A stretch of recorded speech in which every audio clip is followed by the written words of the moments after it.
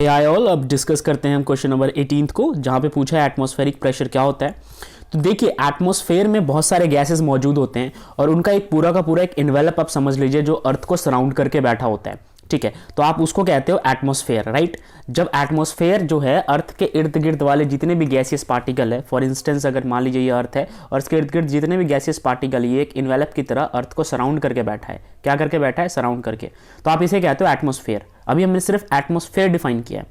अब यही अगर अर्थ के ऊपर प्रेशर लगाने लग जाए तो इसे आप कहोगे एटमॉस्फेरिक प्रेशर, यानी कि the pressure exerted by atmosphere is called atmospheric pressure. Atmosphere में ऐसा क्या खास होता है कि वो प्रेशर एक्सर्ट करता है? बहुत सारे गैस के मॉलिक्यूल्स होते हैं, बहुत सारे और भी एक्स्ट्रा पार्टिकल्स होते हैं, सब मिलके एक स्पेसिफिक मास क्रिएट करते हैं जिनका प्रेशर अर्थ के ऊपर लगता है। Okay, the force exerted by air column on the of air on a unit area of the earth surface is equal to atmospheric pressure। आसान भाषा में अगर आपको बताऊं मैं, सपोज कीजिए कि ये एक हिस्सा है अर्थ का, एक यूनिट एरिया है, इस पे एयर के जितने भी पार्टिकल्स फोर्स लगा रहे हैं, ठीक है, तो आप ये कहोगे कि force exerted by air column of air on a unit area of earth, earth के एक यूनिट एरिया पे जो प्रेशर लगाया गया है is equal to atmospheric pressure. ठीक है, वही होता है एटमॉस्फेरिक प्रेशर। अब एक साथ में पूरे अर्थ पे आप प्रेशर थोड़ी कैलकुलेट करोगे, एक यूनिट एरिया पे कैलकुलेट करोगे, राइट। तो ये हो गया एटमॉस्फेरिक प्रेशर। जो एटमॉस्फेरिक प्रेशर होता है कहां पे? सी लेवल पे, वो होता है 1.013 इंटू 10⁵ न्यूटन मीटर स्क्वायर और पास्कल। ठीक है, और एटमॉस्फेरिक प्रेशर को एटीएम से भी लिखते हैं, इस बात का ध्यान रखें। तो आई होप कि आपको एटमॉस्फेरिक प्रेशर क्लियर हो गया होगा। थोड़ा और इसमें चर्चा करते हैं इसके ऊपर। यहां पे समझिए, अगर मैं इसे रब करके यहीं पे समझाऊं आपको, देखिए, अगर ये मान लीजिए ये ऑब्जेक्ट है, ठीक है, एक कंटेनर है, इस कंटेनर के अंदर फ्लूइड्स बड़े बड़े हैं, ठीक है, और ये कंटेनर ऊपर से खुला हुआ है, तो जो टॉप वाला पोर्शन आपको दिख रहा है, ये जो टॉप वाला पोर्शन है ना, ठीक है, इसके ऊपर जो प्रेशर लगेगा, ऊपर से जो प्रेशर यहाँ पे लगेगा, उसे आप कहोगे एटमॉस्फेरिक प्रेशर, एटीएम। ठीक है, तो कई बार इसे कहा जाता है पीए। ये फ्लूइड के पार्टिकल्स एक दूसरे पे तो लगाएंगे ही, लेकिन ऊपर से भी एक प्रेशर आके लगेगा, राइट। तो ये हो गया एटमॉस्फेरिक प्रेशर। चलिए आगे बढ़ते हैं। नेक्स्ट क्वेश्चन है, describe mercury barometer for measuring atmospheric pressure. सबसे बड़ा क्वेश्चन है कि कैसे, क्वेश्चन ये है कि how we calculate the atmospheric pressure. ठीक है, तो इसके लिए कोई यंत्र बनाना पड़ेगा। यंत्र का मतलब क्या है? डिवाइस बनाना पड़ेगा। वो डिवाइस है आपका बैरोमीटर, राइट। तो बैरोमीटर की मदद से आप एटीएम यानी कि एटमॉस्फेरिक प्रेशर को कैलकुलेट करते हो। क्या करते हो? कैलकुलेट करते हो। तो इसको सीखते हैं। चलिए शुरू करते हैं इसको रब करने के बाद।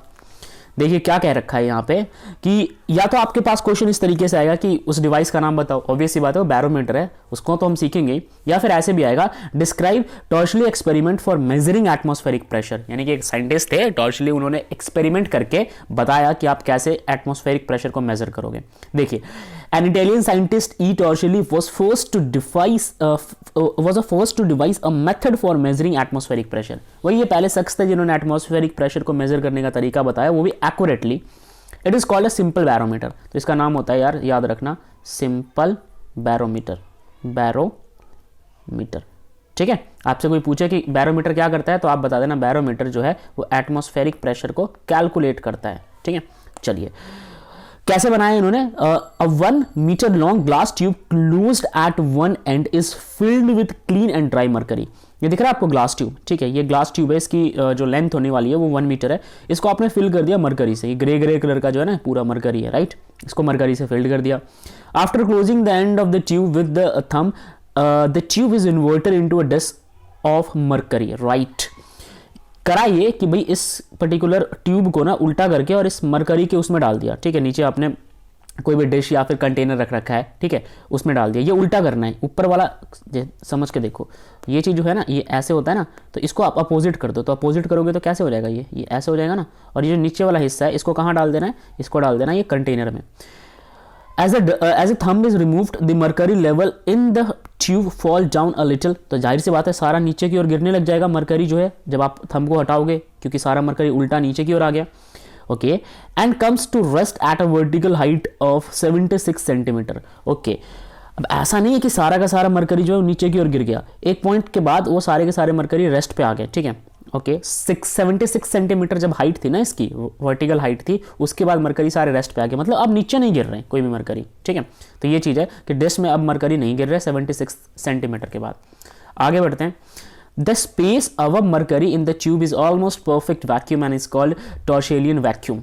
ये चीज़ आप नोटिस कर सकते हो यहाँ पे, अगर मैं आपके लिए जूम करूँ, पहले तो इसे रब कर देता हूँ। देखो सबसे इंपॉर्टेंट चीज़ ये है, आपको यहाँ पे दिख रहा है, जब आपने इसको उल्टा करके ये जो मरकरी का ये जो ट्यूब था इसको उल्टा करके यहाँ पे फिट कर दिया मरकरी के कंटेनर में, ये वाला जो पोर्शन है ना, ये वाला पोर्शन पूरी तरीके से वैक्यूम है, कंप्लीट वैक्यूम है, and this portion is known as Torricelli vacuum. ठीक है, याद रखना, इंपॉर्टेंट है ये चीज। तो आप ये चीज समझ गए। ओके, चलिए वापस डिस्कशन शुरू करते हैं। Therefore the pressure P A is equal to 0। अब एक बात बताओ ना, जहां पे वैक्यूम है वहां पे क्या ही प्रेशर होगा। ठीक है, इस पॉइंट पे आप सोच के देखो ना, यहाँ पे कुछ है ही नहीं जो प्रेशर लगाएगा, तो प्रेशर यहाँ पे हो गया 0, तो पी ए की वैल्यू आ गई यार 0, राइट। चलिए आगे डिस्कशन को कंटिन्यू करते हैं। Okay, and then consider a point C on the mercury surface in the disc and point B in the tube at the same horizontal level. आपको 2 point consider करना है, एक तो ट्यूब में सी पॉइंट कंसीडर करना है, ठीक है, मरकरी ट्यूब के अंदर, और एक डिस्क के अंदर बी पॉइंट कंसीडर करना है। देखो ट्यूब में आपको एक सी पॉइंट कंसीडर करना है, ये रहा, ठीक है, और एक डिस्क के अंदर बी पॉइंट कंसीडर करना है। ये 2 पॉइंट्स कंसीडर करने हैं आपको। क्या होगा इसको करके, इन दोनों जगह पे ना आप समझ के देखो, इसको मैं जूम करता हूँ आपके लिए। जो सी पॉइंट है, ठीक है, ये सी पॉइंट बेशक आप इस ट्यूब का मान लो, ऐसे करके इसका मान लो सी पॉइंट, और बी पॉइंट जो है वो किसका है, ये बी पॉइंट है इस कंटेनर का, राइट। तो ये कहने के लिए मैंने यहाँ इस लाइन में गैप कर दिया है, ठीक है, ये गैप है नहीं, मतलब एक दूसरे के साथ ही है, ऐसा अलाइन है, सपोज करो। तो यहाँ पे बी पे, ठीक है, बी आपको क्लियरली दिख नहीं रहा होगा, ठीक है, यहाँ पे नोट कराता हूँ, ये बी पे, ठीक है, इस बी पे और इस सी पे प्रेशर जो है वो सेम होने वाला है, यही बोला गया है, ठीक है। चलो आगे बढ़ते हैं। तो बी और सी पे जो प्रेशर है वो सेम होने वाला है, और वो प्रेशर कितना होगा, एटमॉस्फेरिक प्रेशर के बराबर होगा। किसके बराबर होगा, एटमॉस्फेरिक प्रेशर के, क्योंकि अब तक जो ऊपर से जो भी लग रहा है वो एटमॉस्फेरिक प्रेशर ही लग रहा है, ठीक है, तो वो है एटमॉस्फेरिक प्रेशर के बराबर। ये चीज़ बहुत इंपॉर्टेंट था, समझ गए। आगे बढ़ते हैं। इफ हाइट जो एच जो है आपने हाइट मानी है मरकरी कॉलम की, और डेंसिटी जो है वो आपने रो मानी है, तो आप ये बताओ कि ओवरऑल प्रेशर इसके अंदर क्या होने वाला है। आपने पिछले भी आपको अगर मैं नोट कराने की कोशिश करूँ, यहाँ तो नहीं है, पिछले टॉपिक्स में मैंने आपको पढ़ाया हुआ था प्रेशर कैसे निकालते हैं। तो प्रेशर का जो फॉर्मूला होता है, ठीक है, अलग अलग पॉइंट पे निकालने का, वो होता है पी बी, ठीक है, मतलब अगर कोई बी दूसरा पॉइंट है और ए पहला पॉइंट है, ठीक है, इस प्लस में आपके पास आता है एच डेल्टा, मतलब रो और जी, ठीक है, ये हमारे पास फॉर्मूला होता है, ये चीज़ आप याद रखना अच्छे से। ओके, तो P B is equal to P A क्या है, पहला पॉइंट, ठीक है, पी ए क्या है, पहला पॉइंट, शुरू वाला पॉइंट, पी बी क्या है, ये वाला पॉइंट। अगर यहाँ पे नोट करो आप, तो पी बी ये वाला पॉइंट है, ठीक है, ये फॉर्मूला है, ये तो आपको मालूम ही है। आपको पता है पी ए की वैल्यू 0 है, इस पॉइंट पे प्रेशर क्या है, 0 है, यहाँ पे आप नोट कर सकते हो, पी ए की वैल्यू जो है वो 0 है, राइट। चलिए आगे बढ़ते हैं। पी ए की वैल्यू 0 है, तो आपको अब वैल्यू पुट करने का चांस मिल गया, यहाँ पे वैल्यू पुट कर दो, तो जो पी कैपिटल है 0 है, नोट करना। अब एक और चीज यहाँ पे ध्यान से देखो, पी बी किसके बराबर चल रहा है, पी स्मॉल ए के एटमॉस्फेरिक प्रेशर के बराबर चल रहा है, ठीक है। तो पी बी की जगह आप क्या पुट कर लोगे, ये वाली वैल्यू, तो यहाँ पे पी बी की जगह पुट कर दिया एटमॉस्फेरिक प्रेशर, और पी कैपिटल ए ऊपर जो वैक्यूम था ना वो 0 था, तो यहाँ पे आपने 0 पुट कर दिया, ठीक है। तो ओवरऑल एटमॉस्फेरिक प्रेशर किसके बराबर आ गया, ये जो एटमॉस्फेरिक प्रेशर है, अगर आपको मैं दिखाऊँ, ये रहा एटमॉस्फेरिक प्रेशर, ठीक है, तो ये आ गया आपके पास, ये बन के आ गया आपके पास एच, ठीक है, रो जी, ये हो गया आपका atmospheric pressure after this entire calculation. ये चीज़ समझ गए। अब वैल्यू पुट कर लो यार, हाइट की वैल्यू 76 है, ठीक है, और इसको मीटर में कन्वर्ट कर लो, डेंसिटी जो है मरकरी का मालूम होगा, ग्रेविटी की वैल्यू पुट कर लो, तो आपको पता चल जाएगा atmospheric pressure in case of mercury कितना आएगा, ठीक है। तो ये एक डिवाइस था जिसकी हेल्प से हम क्या निकालते हैं, एटमॉस्फेरिक प्रेशर निकालते हैं। सबका सवाल होगा मरकरी क्यों यूज़ किया, यार लाइटेस्ट एलिमेंट है, ऊपर की ओर फ्लोट कर जाता है, और दूसरा सबसे बड़ा रीजन है कि एक वैक्यूम भी वो ईजिली क्रिएट कर सकता है। तो ये सारे कारण थे उन्होंने सेलेक्ट किए।